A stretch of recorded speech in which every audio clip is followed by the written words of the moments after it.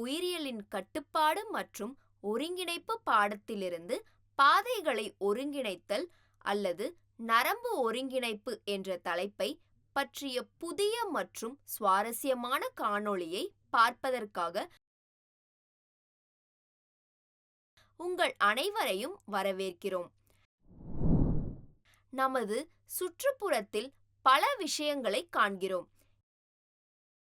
எந்த ஒரு உயிரினமும் சில அசைவுகளை காட்டும்போதுதான் உயிருடன் இருக்கிறது என்று கூறுகிறோம்.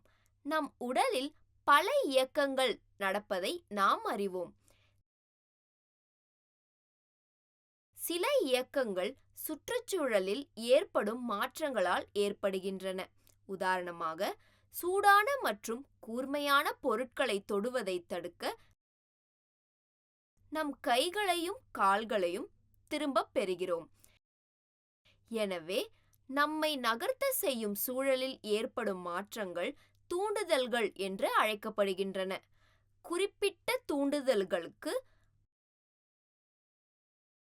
உயிரினங்களில் செயல்பாடுகளில் தொடர்புடைய மாற்றங்கள் அவற்றின் எதிர்வினைகள் அல்லது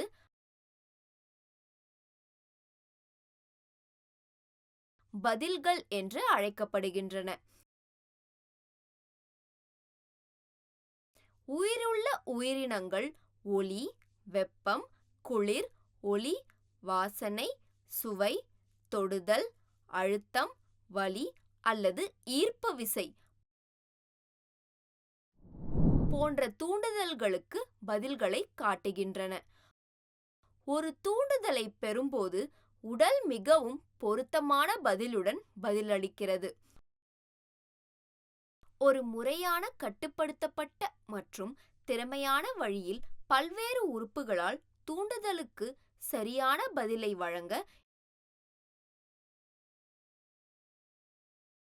இது ஒன்றிணைந்து செயல்படுவது ஒருங்கிணைப்பு என்று அழைக்கப்படுகிறது.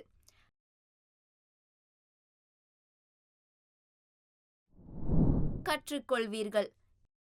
இந்த தலைப்பை படித்த பிறகு பின்வருவனவற்றைப் பற்றி நீங்கள் அறிந்து கொள்வீர்கள்.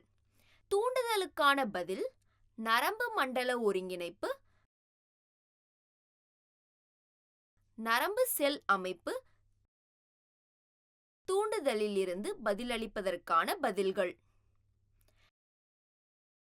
முக்கிய வார்த்தைகள்: பதில், தூண்டுதல், நரம்பணு, நரம்பிழை, ஒருங்குமுனைப்புகள், மயலின் நரம்புரை,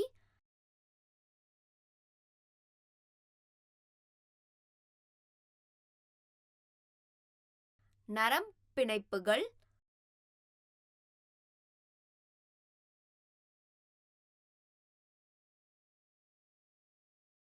துணை அல்லது உணர்ச்சி நரம்புகள்,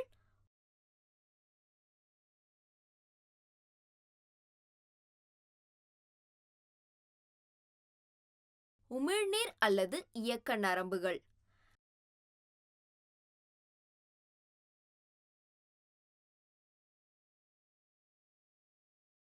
நரம்பியல் ஒருங்கிணைப்பு பாதைகளில் ஓட்ட விளக்கப்படத்தை பார்ப்போம்.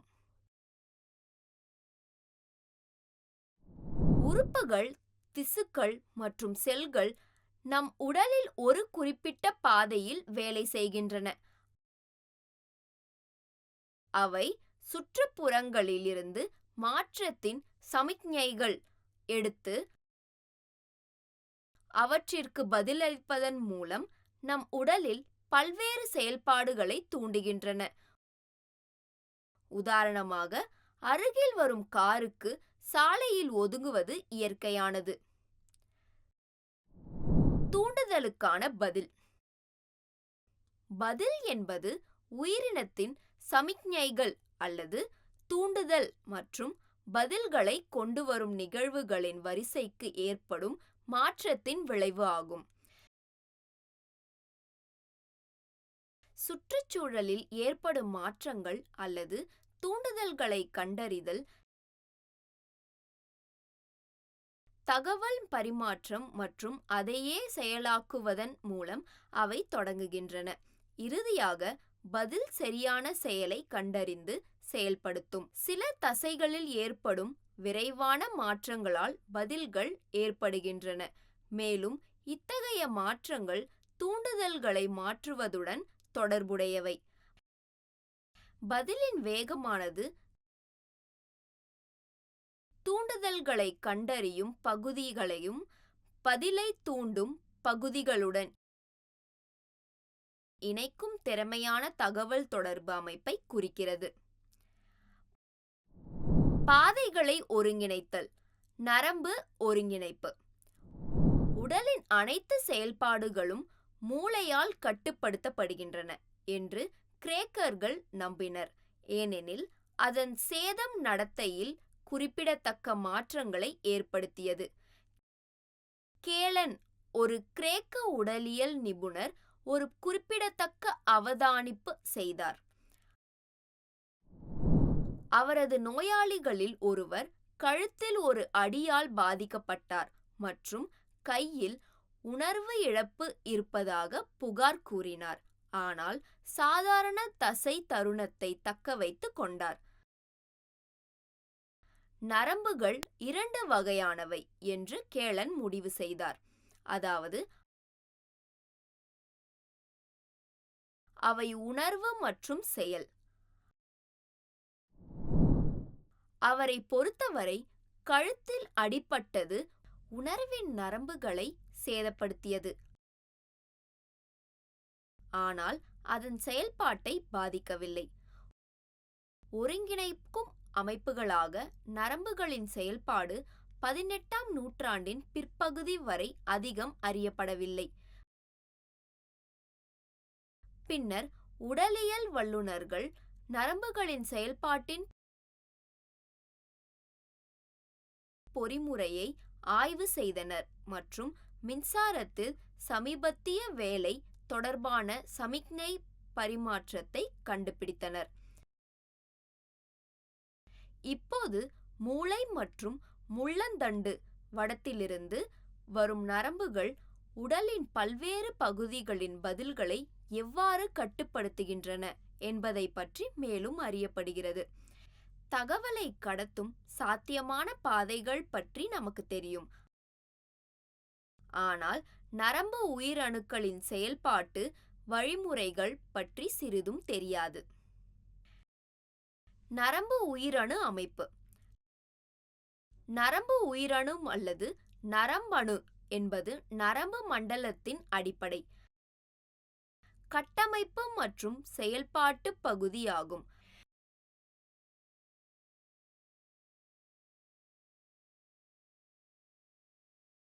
நரம்பணுக்கள் நரம்பு தூண்டுதல்கள் எனப்படும் மின் சமிக்ஞைகள் வடிவத்தில் செய்திகளை கொண்டு செல்கின்றன. ஒரு நரம்பணு பொதுவாக 3 அடிப்படை பகுதிகளை கொண்டுள்ளது, அல்லது சைட்டான்,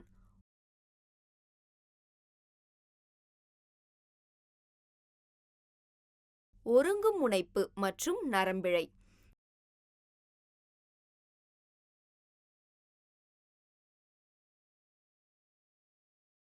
சைட்டான் ஒரு உயிரணு உடல் அல்லது பெரிகாரியன் என்று அழைக்கப்படுகிறது. மையக்கரு மற்றும் உயிரணு கணிகம் நரம்பணு கூழ்மம் உள்ளது. உயிரணு கணிகம் நிஸ்லின் துகள்கள் மற்றும் இழைமணி, ரைபோசோம்கள், இலைசோசோம்கள் மற்றும் அகக்களவுரு சிறுவலை போன்ற பிற உயிரணு உறுப்புகள் எனப்படும் ஒரு பெரிய சிறுமணி உடலை கொண்டுள்ளது.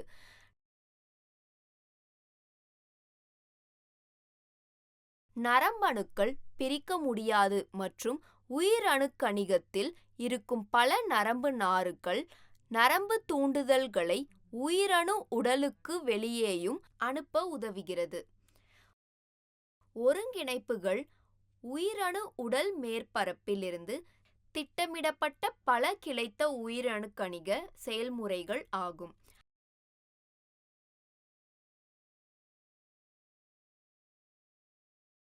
அவை சைட்டானை நோக்கி நரம்பு தூண்டுதல்களை நடத்துகின்றன.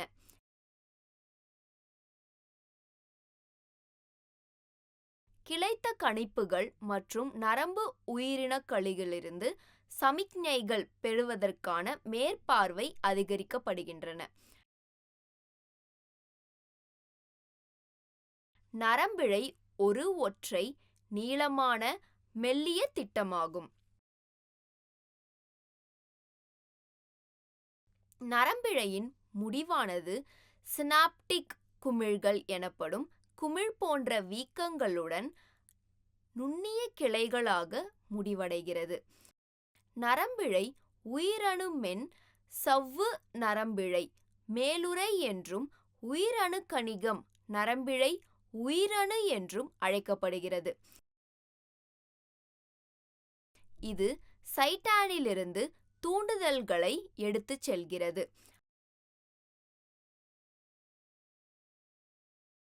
அச்சுக்கள் மயலின் நரம்புரை எனப்படும் பாதுகாப்பு உறை மற்றும் நரம்பு நார்த்தாள் எனப்படும் நரம்பிய உயிரணு அடுக்கு ஆகியவற்றால் மூடப்பட்டிருக்கும்.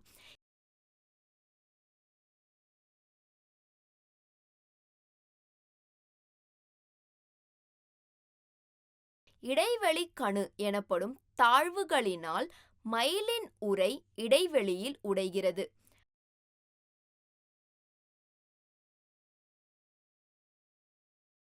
முனைகளுக்கு இடையே உள்ள பகுதி இடைக்கணு எனப்படும். மயலின் நரம்புரை ஒரு இன்சுலேட்டராக செயல்படுகிறது மற்றும் நரம்பு தூண்டுதல்களை விரைவாக கடத்த உதவுகிறது.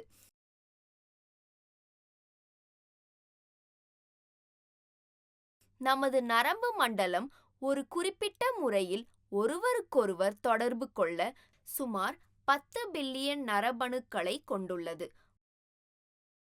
ஒரு நரம்பு களத்தின் ஒருங்கு முனைகள் மற்றொன்று அல்லது மற்ற நரம்பு களத்தின் நரம்பிழைகள் நரம்பிணைப்புகள் இணைப்படும் இணைப்புகள் மூலம் இணைக்கப்படுகின்றன.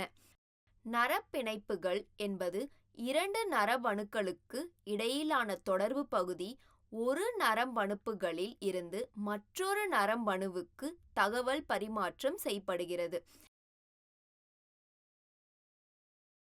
இவை இரசாயன அல்லது மின் சமிக்ஞைகள் அல்லது இரண்டு வடிவங்களில் தகவல்களை அனுப்புவதற்கான சிறிய இடைவெளியாகும். இந்த நரம்பிணைப்புகள் முக்கியமான மூளை, முள்ளந்தண்டு, வடம் மற்றும் முதுகு தண்டு சுற்றிலும் காணப்படுகின்றன.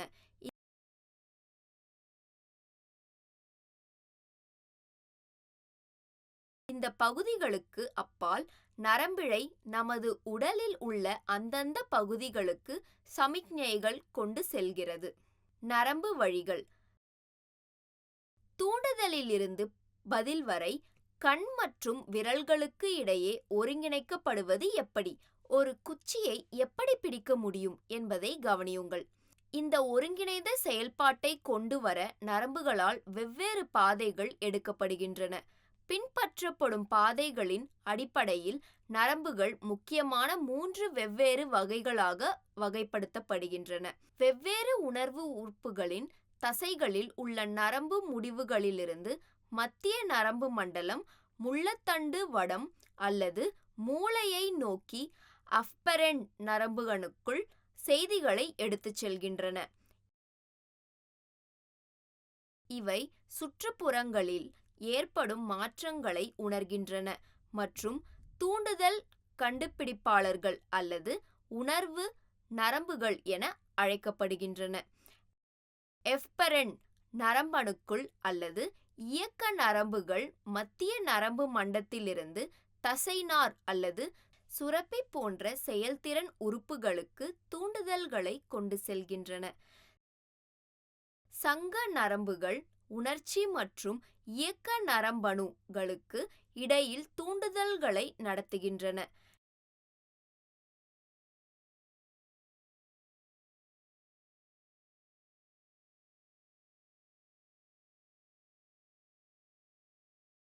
நம் உடல் தன்னார்வ மற்றும் விருப்பமில்லாத பதில்களுக்கு பதிலளிக்க வேண்டும்.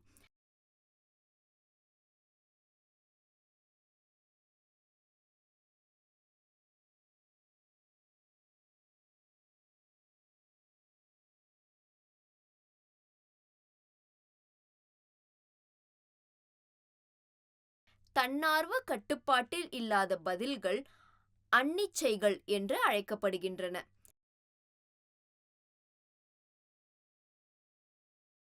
மிக குறுகிய கால இடைவெளியில் மேற்கொள்ளப்படும் தன்னிச்சையான செயல்கள் மூளையை கடந்து செல்லும் குறுகிய பாதைகளை பின்பற்றுகின்றன.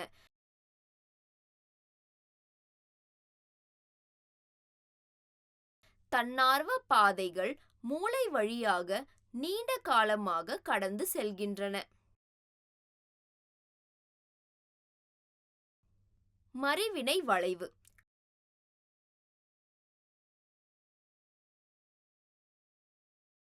மறிவினை பாதைகள் தூண்டுதலை எடுத்து மூளை அல்லது முதுகு தண்டுக்கு கண்டுபிடிப்பாளர்களிடமிருந்து பதிலை உருவாக்குகின்றன. சில நேரங்களில் ஒரு தூண்டுதலுக்கான தானியங்கி விரைவான மற்றும் தன்னிச்சையான பதில் மூளையை தவிர்த்து முதுகெலும்புகள் ஒரு குறிப்பிட்ட பாதையை உள்ளடக்கியது. உணர்வுகளில் இருந்து முதுகுத்தண்டு வடம் வரை சென்று தூண்டல் யை உறுப்பு திரும்பும் இத்தகைய ஒற்றை பாதை ஒரு மறிவினை வளைவாகும். ஒரு மருத்துவர் முழங்கால் தொப்பிக்கு கீழே உள்ள தசைநார் ஒரு ரப்பர் சுத்தியலால் தட்டும்போது அது தொடை தசைகளில் உள்ள தசை சுழல் ஏற்பிகளை நீட்டும்போது முழங்கால் அல்லது ஜெர்க் மறிவினை காணப்படுகிறது. இந்த தூண்டுதல் ஒரு அன்னிச்சை வளைவை தூண்டுகிறது, விருப்பமின்றி கால் முன்னோக்கி உதைக்க செய்கிறது.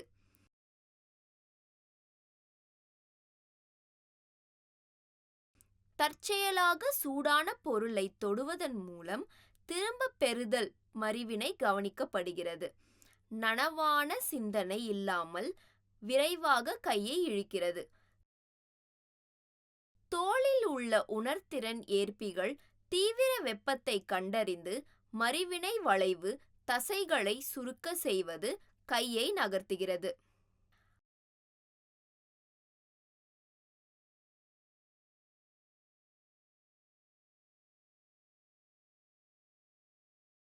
மாணவர்களின் அளவை சரி செய்யும் ஒளியின் தீவிரத்தில் ஏற்படும் மாற்றங்களுக்கு பதிலளிக்கும் விதமாக பப்பிலரி மறிவினை காணப்படுகிறது. பிரகாசமான ஒளி மாணவர்களை சுருங்கச் செய்கிறது, மேலும் மங்கலான வெளிச்சம் கண்ணுக்குள் நுழையும் ஒளியின் அளவை கட்டுப்படுத்துகிறது. விழுங்கும்போது தொண்டையின் பின்பகுதியில் ஏதாவது தொட்டால் காக் மறிவினை காணப்படுகிறது. இது தொண்டை தசைகளை சுரங்கச் செய்து சுவாச பாதையை பாதுகாத்து மூச்சு திணறலை தடுக்கிறது.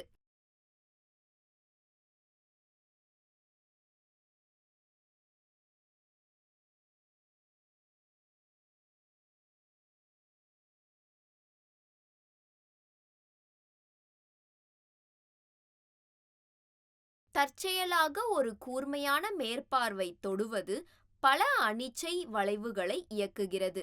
இதனால் காலின் தசைகள் தன்னிச்சையாக கால்களை திரும்பப் பெறுகிறது.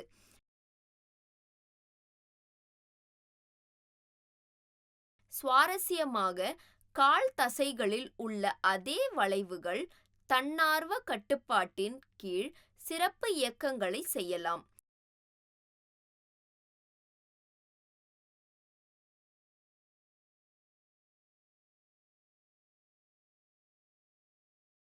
எனவே ஒரு கால்பந்து விளையாட்டில் கால் தசைகள் அனிச்சை மற்றும் தன்னார்வ அசைவுகள் இரண்டிலும் இயக்குகின்றன.